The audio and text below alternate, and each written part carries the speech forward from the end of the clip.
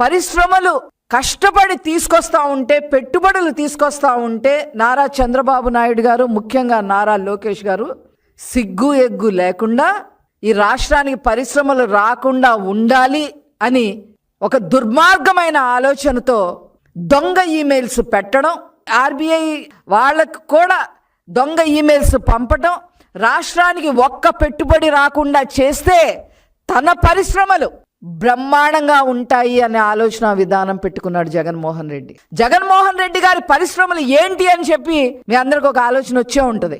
నకిలీ మద్యం ఒక పరిశ్రమ అతనికి, గంజాయి దందా ఒక పరిశ్రమ అతనికి, అక్రమ మైనింగ్ ఒక పరిశ్రమ అతనికి, ఆడవాళ్ళు కిడ్నాపులు చేసేసి వేరే రాష్ట్రాలకు పంపడం ఒక పరిశ్రమ అతనికి. ఆ పరిశ్రమలకి ముందు ముందు ఆటంకం కలగకుండా ఉండాలి అని అంటే ఈ పెట్టుబడులు ఏవి రాకుండా ఉండాలి, ఆంధ్ర రాష్ట్రం అధోగతి పాలు అయిపోవాలి అనే ఉద్దేశం.